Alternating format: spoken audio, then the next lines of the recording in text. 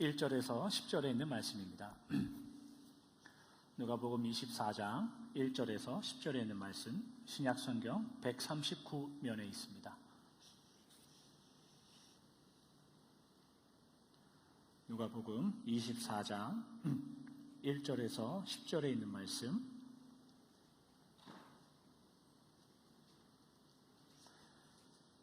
한 절씩 교독하고 마지막 10절은 함께 읽도록 하겠습니다. 제가 1절부터 봉독합니다. 안식 후 첫날 새벽에 이 여자들이 그 준비한 향품을 가지고 무덤에 가서 돌이 무덤에서 굴려 옮겨진 것을 보고 들어가니 주 예수의 시체가 보이지 아니하더라. 이로 인하여 근심할 때에 문득 찬란한 옷을 입은 두 사람이 곁에 섰는지라.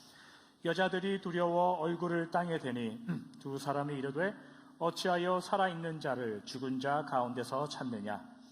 여기 계시지 않고 살아나셨느니라. 갈릴리에 계실 때에 너희에게 어떻게 말씀하셨는지를 기억하라. 이르시기를 인자가 죄인의 손에 넘겨져 십자가에 못 박히고 제3일에 다시 살아나야 하리라 하셨느니라 한데 그들이 예수의 말씀을 기억하고 무덤에서 돌아가 이 모든 것을 11사도와 다른 모든 이에게 알리니 함께 읽겠습니다. 이 여자들은 막달라 마리아와 요한나와 야고보의 모친 마리아라.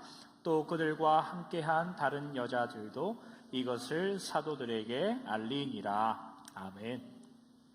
이 마이크가 켜져 있나 봐요. 아직 하울링 생기는 것 같은데. 우리 앞뒤작으로 한번 인사하고 말씀을 시작하도록 하겠습니다. 오늘 특별히 권장로님께서 약 한 달 반 정도의 한국 여행을 잘 마치시고 얼굴이 좀 더 건강한 모습으로 한 달 반 만에 만나 뵐 수 있어서 너무나 감사하고 너무나 기분이 좋습니다. 장로님 뵈니까. 오늘 설교는 이런 말로 한번 시작을 해보도록 하죠. 여러분, 자연스럽다라는 말이 무슨 말입니까? 자연스럽다. 자연스러운 것이 우리 눈에 보기에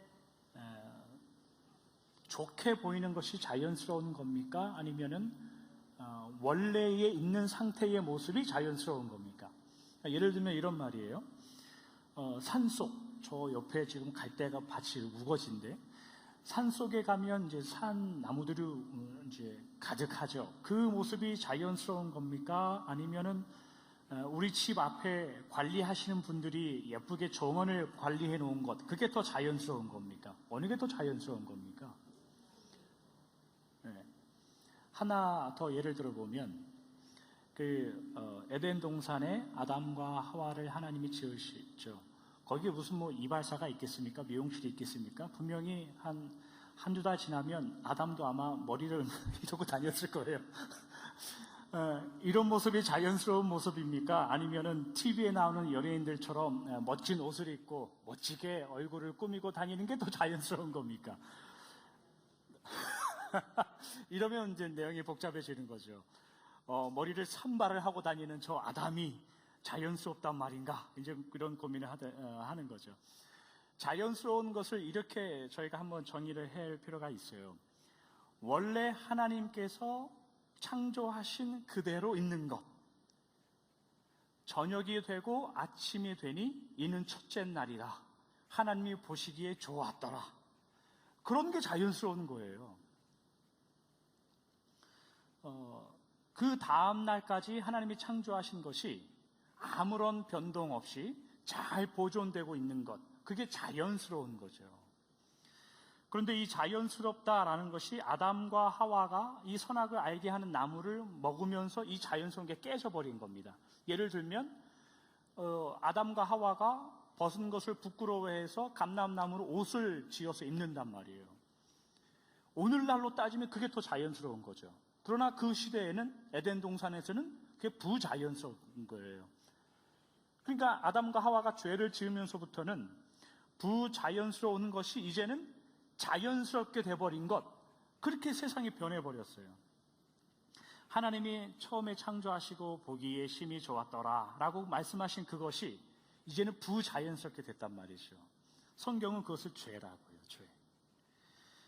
그래서 죄에 있는 이 세상은 부자연스러운 것을 자연스러운 것으로 생각하고 사는 이 모습이 되어버렸어요. 한번 생각해 보세요. 세상이라는 존재, 얼마나 요즘 세상이 변질되어 갑니까?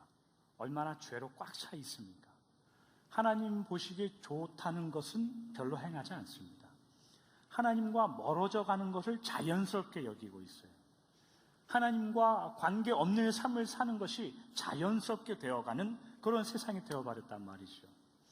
오래전에 한번 금요 기도의 시간에 잠깐 나눈 기억이 나는데, 옛날이 아니죠. 저 주일학교 때, 저 중고등학교 시절 때만 해도 교회 오빠 하면 굉장히 친근한 인상이었어요. 저 오빠 우리 교회 오빠야 라고 얘기하면 굉장히 좋은 사람이었다고요. 근데 요즘에는 우리 교회 오빠야 그러면 이상한 눈으로 쳐다봐요. 착하게 살면은 야, 저 사람 세상 참 못 사는구나, 그런 세상이 되어버렸어요. 착하게 살면 야, 저 사람 참 미련하고 세상물 좀 모르는 사람이구나, 이런 세상이 되어버렸다고요. 그러니까 부자연스러운 게 자연스러운 세상이 되어버렸어요. 근데 여러분 한번 앞뒤 좌우 우리 그분들 한번 둘러보세요. 하나님과 멀어지는 것을 본성으로 알고 있는 게 이 세상의 모습인데, 우리는 그 잘못된 죄의 본성을 거스리고 여기 예배 드리려고 왔단 말이에요. 이걸 기적이라고 말해요. 우리는 이 변질되고 죄악된 이 세상 가운데에서도 예배 드리기 위해서 이 자리에 어떻게 해서도 와서 앉아있는 이 모습, 굉장한 기적입니다. 굉장한 기적입니다. 기적이 뭔가 우리가 잠깐 생각해 보도록 하죠. 기적이라는 것은 개연성이 없어요. 개연성. 쉽게 얘기하면 계속해서 생겨나는 성질, 그런 게 있지 않아요. 기적이라는 것은 예를 들면 어제 그 안진뱅이가 일어난 사건이 있었어요. 근데 오늘 또 안진뱅이가 일어났다. 그건 기적이 아니죠. 확률이에요. 확률. 어제 소경이 눈을 떴는데 오늘 또 떴다. 그건 기적이 아니죠. 그러니까 기적이라는 것은 가능성 제로, 절대로 일어날 확률이 없는 일이 딱 한 번 이루어지는 것, 그걸 기적이라고 그러는 거예요. 초자연적이다라는 말 많이 들어보셨죠? 이거 초자연적인 현상이야. 초자연적이다라는 말이 무슨 말입니까, 여러분? 자연 바깥에서 이루어지는 일이에요. 자연 바깥에서. 근데 우리는 초자연적이다라는 말을 언제 사용하냐면, 우리가 마치 못 보던 것을 기도할 때거나 아니면 꿈을 꿀 때거나 아니면 별안간 본단 말이에요. 야, 이거 굉장히 초자연적인 현상이야, 이렇게 말할 때가 있어요. 그러나 아니에요. 생각해 보십시오.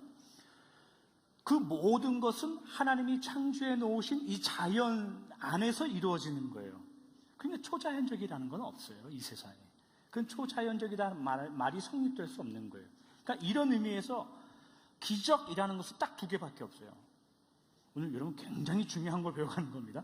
기적은 딱 두 개밖에 없어요. 첫째는 하나님이 흙 가운데서 여러분들을 빚으셨다는 것, 그게 기적이에요. 두 번째 기적은 우리가 죄로 말미암아 죽어버렸잖아요. 죄로 말미암아 하나님과 멀어졌어요. 근데 하나님께서 죄 지은 자들, 사망에 버려진 자들을 하나님이 그저 은혜로 하나님의 자녀들로 다시 만들어버렸어요. 이게 기적이에요. 이 성경의 기적은 이 두 가지밖에 없어요. 이 두 가지 일은 절대로 번복되거나 반복되지 않아요. 이 말은 하나님이 여러분들 마음에 안 들면 야, 저거 갖다 버려라, 그리고 그 다음날 돼서 야, 다시 주워와라, 이렇게 하지 않는다고요. 우리가 하나님의 자녀된 것은 번복되지 않고 반복되지 않고 취소되지 않아요. 그래서 이게 기적이란 말이에요. 초자연적이다라는 것도 두 가지밖에 없어요. 여러분 오해하지 마세요. 아무 때나 가서 막 내가 초자연적인 것을 봤어, 이런 말 하지 마세요. 그건 성경에 대해서 무식한 말이에요. 초자연적이다라는 것도 두 개밖에 없어요. 하나는 세상 밖에 있는 하나님이신 예수님이 인간의 몸을 가지고 이 땅에 내려오신 것, 이게 초자연적인 거예요. 자연 밖에 계신 분이 우리와 같은 자로 이 땅에 오신 것. 두 번째는 그분이 죽으셔서 하나님 우편으로 가셨어요. 더 신비로운 것은 하나님 우편으로 가셨음에도 불구하고 내가 세상 끝날까지 너희와 함께 하겠다, 이 두 영역을 다 포함하고 있는 예수님, 초자연적이다라는 말은 이게 둘밖에 없어요. 그게 성경이 말하는 기적과 초자연적인, 이 말을 정리하면 뭐냐면 여러분, 하나님께서 이 세상을 아주 하나님의 보기에 좋은 것이다 라고 창조하였지만 아담과 하와, 사람의 죄로 말미암아 비정상적으로 타락해버렸죠. 그러나 예수님께서 이 땅에 성육신 초자연적인 모습으로 오셔서 죽음과 그 부활로 말미암아 하나님이 보시기에 우리들이 심히 좋았더라 라는 모습으로 회복시켜 놨단 말이죠. 그게 기적이란 말이에요. 성경은 그것을 복음이라고 또 이야기해요. 그것을 복음이라고 이야기합니다. 그래서 이 복음의 역사에는 우리가 잘 아는 이사야 61장 1절의 말씀처럼 부자연스러운 것들이 자연스럽게 되는 과정들이 일어나요. 예를 들면 이런 것들이에요. 가난한 자에게 아름다운 소식을 전하고, 상한 자가 고쳐지고, 병든 자가 일어나고, 말 못하던 자가 말을 하게 되고, 갇힌 자가 놓여지게 되고, 그런 것들. 그게 기적들이에요. 그게 복음이에요. 그래서 하나님께서 우리들의 삶을 통해서 원하시는 것은 우리의 믿음과 신앙생활을 통하여 그 하나님 자녀들의 그 보시기에 심히 좋았더라 라는 그 말을 우리가 이 땅 가운데 잘 증거하며 전하며 살기를 원하시죠. 그것을 우리는 신령하다라고 말하는 거예요. 그것을 성도의 삶이다라고 이야기하는 겁니다. 기적을 체험하며 살아간다라는 말이 무엇인가 우리가 곰곰이 생각해 보면 소경이 눈을 뜨는 문제, 그런 거 아니죠. 왜냐하면 소경이 눈을 뜨는 것은 다른 종교에도 많이 일어나요. 안진뱅이가 일어나는 문제, 이런 문제 아니에요. 40일 금식 기도를 했더니 내 자식이 좋은 학교를 가더라, 그런 것이 기적이 아니라 성경이 말하는 기적이라는 것은 자연스러운 모습, 하나님이 원래 의도해 놓은 보시기에 심히 좋았더라의 그 모습으로 여러분의 인생이 하나씩 변해가는 거예요. 그 변해가는 과정이 뭡니까? 저 원수 같았던 자가 이제 하나님을 믿으니까 원수로 안 보이기 시작하는 일들이 여러분들 마음 가운데 일어나요. 저 사람하고는 도저히 같이 못 살겠다라는 사람이 있었는데 그 사람을 사랑하는 법을 배우는 겁니다. 하나님의 은혜를 통해서. 저 사람하고는 도저히 마음 같이 못 하겠다라고 하는 그 인생의 정황들, 여러분들의 삶의 순간순간들 속에 하나님이 원래 의도하셨던 보시기에 심히 좋았더라 라고 생각하시는 그 길들, 그 믿음을 살아내는 것, 그것이 은혜이고 기적이고 기적을 살아내는 자들의 모습인 거예요. 그러면 부활도 마찬가지예요. 부활, 우리가 오늘 부활을 살펴볼 건데, 부활이라는 것은 단순히 어떤 한 사람이 죽고 살아나는 문제가 아니에요. 단순히 죽고 살아나는 문제가 부활이라면 여러분, 구약 성경 열왕기상 17장 이런 데 가면은 엘리야가 사르밧 과부의 그 아들을 살려내요. 그 열왕기하 6장 이런 데 가면은 엘리사라는 선지자가 수넴 여인의 아들을 살려내요. 우리가 잘 아는 신약 성경에 넘어오면 회당장 야이로의 딸을 예수님이 살려주죠. 그리고 그 나인성의 과부의 아들을 예수님이 살려줘요. 우리가 잘 아는 무덤에 있는 나사로가 예수님께서 살려준단 말이죠. 지금 우리가 좀 있으면 이제 사도행전의 성경 기지도회를 하는데, 사도행전에 가면 베드로가 죽은 여인을 살려내잖아요. 단순히 한 사람이 죽고 살아나는 게 부활이 의미가 아니에요. 부활의 의미는 이렇게 정의를 해야 돼요. 오늘 본문 누가복음 24장 6절과 7절을 보면 이런 성경 구절이 있어요. 여기 계시지 않고 살아나셨느니라. 갈릴리에 계실 때에 너희에게 어떻게 말씀하셨는지를 기억하라. 이르시기를 인자가 죄인의 손에 넘겨져 십자가에 못 박히고 제3일에 다시 살아나야 하리라 하셨느니라 한데, 여러분들 이 6절과 7절에서 여러분들이 주목해서 봐야 할 그 내용이 있어요. 뭐냐면 어떻게 말씀하셨는지, 이르시기를 하리라 하셨다, 이런 말들이에요. 그러니까 하나님과 예수님께 있어서 이 부활의 의미라는 것은 단순히 몸이 죽고 다시 일어났다, 그런 문제가 아니라 이미 말씀하신 하나님이 그 말씀에 합당하게 신실하게 누구에게도 방해받지 않으시고 하나님 홀로 그 말씀대로 이루어 가신 것, 부활 사건은 하나님의 말씀대로 이루어질 것, 그것을 증명해내는 사건이에요. 이게 왜 중요하냐면, 왜 부활이 우리에게 감격이고 기쁨입니까, 여러분? 왜 사람이 예수님이 죽고 살아난 것이 왜 우리에게 기쁨입니까? 우리에게 구원을 허락해 주셨으니까요. 맞아요. 구원을 허락해 주신 사건은 있어요. 그러나 그보다 더 깊은 것은 뭐냐면 말씀으로 세상을 창조하신 그 하나님께서 원래 의도하신 보시기에 심히 좋았더라의 그 원래의 모습, 그 우리들 자녀들의 모습을 회복하기 위하여 그 말씀에 따라 한참 지난 후에 예수님을 보내셔서 그 말씀대로 예수님을 죽이시고 살려내신 그 하나님의 성실함과 신실하심이 절대로 취소되지 않고 우리를 살려내기 위하여 그 모습을 반드시 이루었다는 그것을 증명하기 때문에 그래요. 그것을 증명하는 것이 이 부활의 사건이기 때문에요. 우리들의 수준과 관계없이, 여러분들의 수준과 관계없이 여러분들을 보시기에 심히 좋았더라의 모습으로 살려내기 위해서 말씀에 따라 아들을 보내시고 말씀에 따라 아들을 죽이셨단 말이죠. 그리고 말씀에 따라 아들을 살려내셨어요. 그 하나님의 신실하심 때문에 부활절은 감격이 있는 겁니다. 그 하나님의 고집이 보이고 하나님의 성실하심이 그 안에 보이는 겁니다. 그것 때문에 부활절은 우리에게 감격이 되는 겁니다. 여러분, 우리가 부활을 믿는다는 것은 무엇을 말할까요? 2000년 전에 그런 일이 있었대더라 이러는 것이 아닙니다. 내가 부활을 믿습니다 라고 고백하는 것은 그 오래전에 나를 계획하시고 나를 예정하신 그 하나님이 우리가 하나님을 떠나버리더라도 내가 하나님을 잊어버릴지언정 내가 하나님을 거부하고 도망갔을지언정 그 하나님은 2000년이 지난 그 시간까지 나를 따라오셔서 그 말씀대로 아들을 죽이시고 아들을 살려내신 것, 그 하나님의 성실하심을 제가 믿습니다 라고 고백해내는 삶, 그것이 내가 부활을 믿습니다 라고 고백하는 삶이에요. 그럼 부활에 동참합니다 라는 의미는 뭘까요, 여러분? 제가 예수님의 부활에 동참합니다 라는 그 의미, 그것도 우리가 진지하게 한번 고민해 볼 필요가 있어요.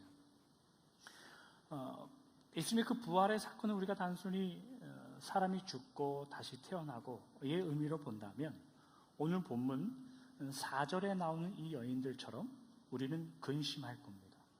5절에 나오는 이 여인들처럼 우리는 두려워할 겁니다. 왜냐하면 여러분, 죽은 자가 살아난 문제가 기쁨이고 즐거움입니까? 아니죠. 이건 미스테리하게 TV에나 나온 기괴한 사건이죠. 이거는 누가 죽고 살아서 내 앞에 나타났다. 근데 그게 즐거움이 될 수 있는 것은 이거는 말이 안 되는 겁니다. 두려움이고 이건 뭡니까? 도망가야 될 기괴한 일입니다. 근데 오늘 본문에 등장하는 이 여인들이 어떻게 변하는가? 그 변화되는 시점 처음이 뭔가를 우리가 봐야 돼요. 24장 8절을 보니까 이렇게 기록합니다. 그들이 예수의 말씀을 기억하고, 이 여인들이 어떻게 부활에 동참하는지 우리가 좀 주목해야 돼요. 그 시작이 뭐냐면 그들이 말씀을 기억하고 라는 말이에요. 예수님의 말씀이라는 의미는 그 당시에 사람들에게 주셨던 언약, 구약의 말씀들이에요. 그러니까 온 성경을 통해서 하나님이 약속하신 것, 내가 반드시 메시아를 보내서 너희들을 살려내고 메시아를 통해서 너희들을 구원해내겠다라는 그 말씀이 그때서나 돼서야 이 여인들이 생각이 나더라 이거예요. 하나님께서 그 말씀을 해주신 것, 내가 반드시 너희들을 돕고 살려내고 인도해 주시겠다라고 말하는 그 인도하심을 이 여인들이 마침내 그때 깨닫습니다. 이게 부활에 동참한다는 모습입니다. 그렇기 때문에 부활에 동참하는 그 믿음은 소망을 갖는 믿음이에요. 부활에 동참한다는 그 믿음은 넘어져도 일어날 수 있는 믿음이에요. 왜냐하면 하나님이 그렇다고 말씀하셨기 때문에. 부활에 동참한다는 의미는 그 말씀을 내 것으로 삼겠다라는 말이에요. 그렇기 때문에 부활을 믿는 신앙은 고난이 있는 그 삶의 과정과 여정을 살아가더라도 그 가운데 열매를 만들어낼 수 있는 사람들입니다. 왜냐하면 그 고난이 고난으로 끝나버리지 않을 것을 알기 때문에 그렇습니다. 그게 하나님을 믿는 자들이고 고난을, 십자가를 믿는 자들의 모습입니다.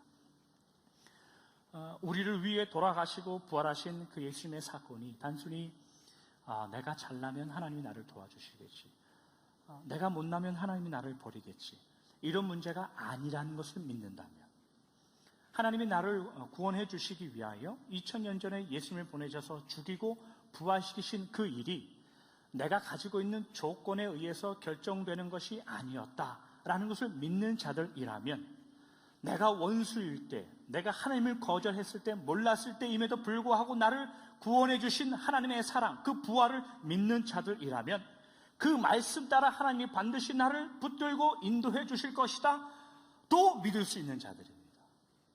그렇기 때문에 부활을 우리가 믿어야 되는 거죠. 그렇기 때문에 여러분들이 부활 신앙을 가지셔야 됩니다. 부활 신앙을 가지고 있다는 이 믿음은 여러분 반드시 그 길에 책임과 순종이라는 것이 따라가야 됩니다. 그렇지 않으면 우리가 거듭 나누듯이 우리는 치사한 자가 되는 겁니다. 당신 나를 사랑하지. 그럼 내가 얼마나 당신을 사랑하는데, 그러면 날 위해서 죽어봐. 이런 말 하면 안 되죠. 당신 날 사랑하지. 그럼 나와 함께 걸어가고 함께 삽시다. 이런 말을 해야죠. 당신 나를 사랑하니까 내가 뭘 해도 당신 나를 사랑할 수 있지. 이런 말 하면 치사한 거죠.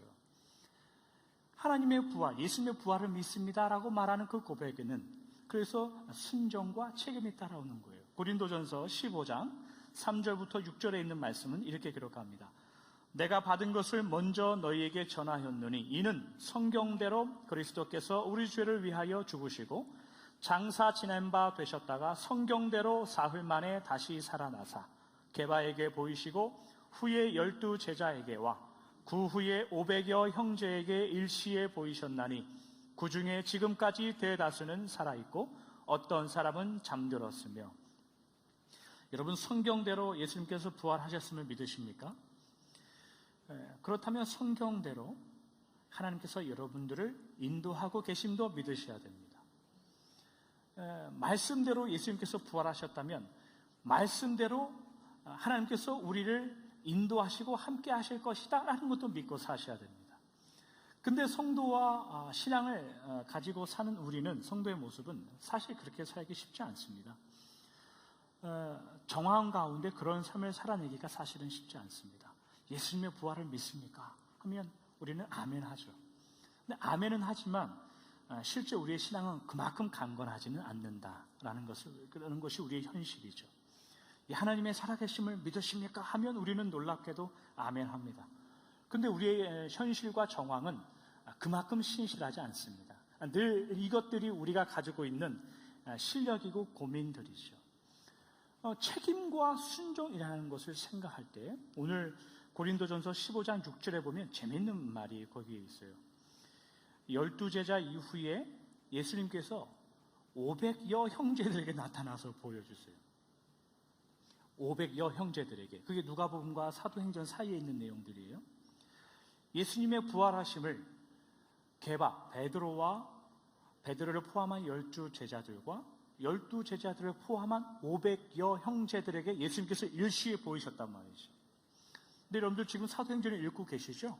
사도행전 1장 15절에 가면 그 성령이 임하시는 사건, 그 마가의 다락방에 몇 명이 모여 있습니까?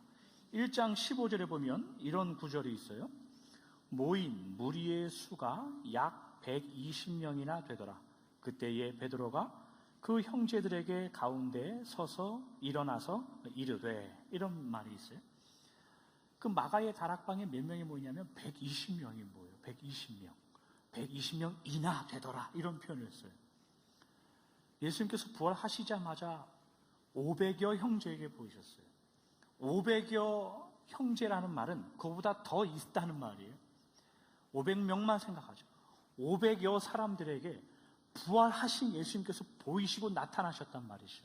그리고 말씀하세요. 예루살렘을 떠나지 말고 모여 있어라. 약속하신 성령을 기다려라.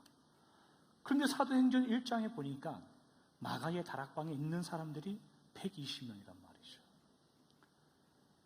이 380명에 대한 이야기는 성경에 나와 있지 않아요.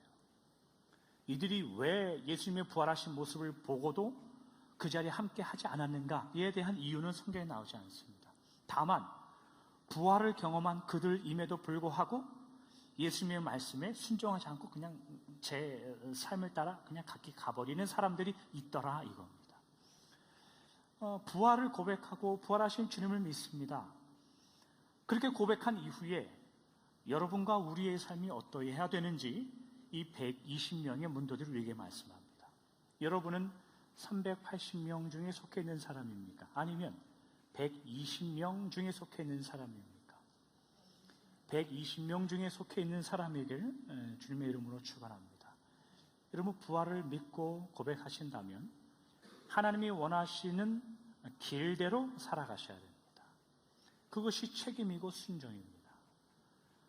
믿음을 가지고 있다고 해서 하나님, 내가 믿음이 있으니까, 내가 기도하니까 하나님 이 길로 갑시다, 이러면 재미없는 겁니다. 하나님의 약속하신 것을 기다려라. 그 이후에 교회를 세우고 내 제자가 되어라 라고 말씀합니다. 그 길을 따라 살아내십시오. 그것이 부활을 믿는 자들의 삶의 모습일 겁니다. 말씀을 정리합니다.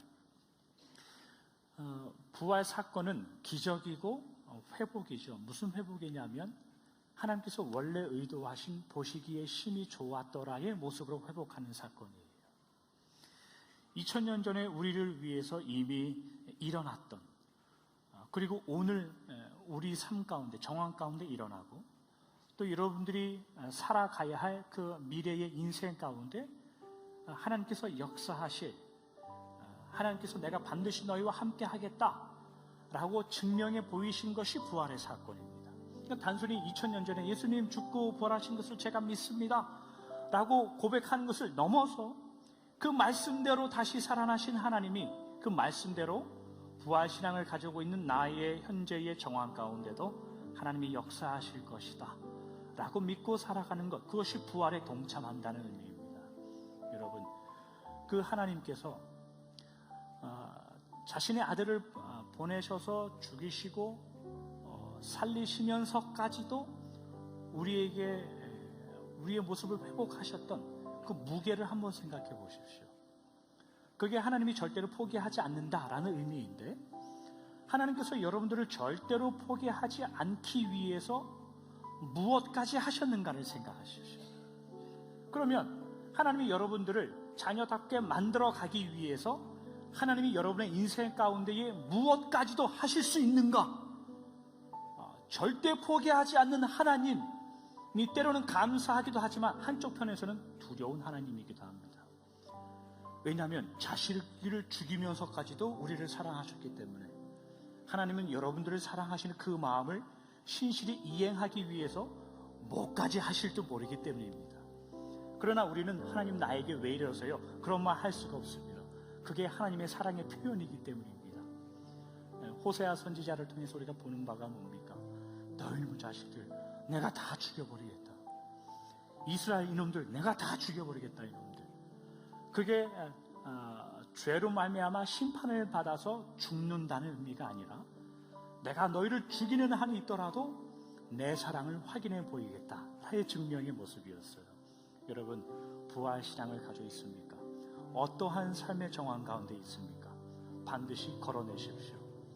말씀대로 아들을 보내시고 부활시킨 하나님이 말씀대로 그 정황 가운데 반드시 여러분들과 함께 계실 겁니다. 그리고 이기게 하실 겁니다. 그대로 끝나지 않을 겁니다. 그러니까 용기를 내시고 기운을 내시고 돌아오는 한 주 여러분들의 남은 인생을 살아내시길 주님의 이름으로 축원합니다. 기도하겠습니다. 좋으신 하나님 감사합니다. 우리가 부활이 무엇고 하나님을 믿는다는 것이 무엇인가를 하나님의 말씀대로 이루시는 하나님의 성실함과 비교하여 생각해 보았습니다. 하나님, 우리는 믿음을 가지고 예수님의 부활하심을 믿는다라고 고백할 때 그것이 단순히 2000년 전에 이루어진 하나의 사건으로밖에 보지 않습니다. 그러나 주님, 비록 2000년 전에 이루어진 그 일이라 할지라도 하나님의 말씀을 이루기 위하여서 그 아들의 부활을 이루셨다면 그 말씀에 합당하게 또한 우리의 믿음의 삶 가운데에 하나님의 뜻을 이룰 줄을 우리가 믿습니다. 하나님, 부활의 신앙과 믿음을 가지고 있다면 우리의 믿음의 삶과 정황 가운데에 하나님께서 어떻게 하나님의 일을 이루어 가실지 우리가 믿고 기대할 수 있는 대목입니다. 하나님, 우리의 믿음의 성도님들 어떠한 길을 걷고 있습니까? 어떠한 삶을 살아가고 있습니까?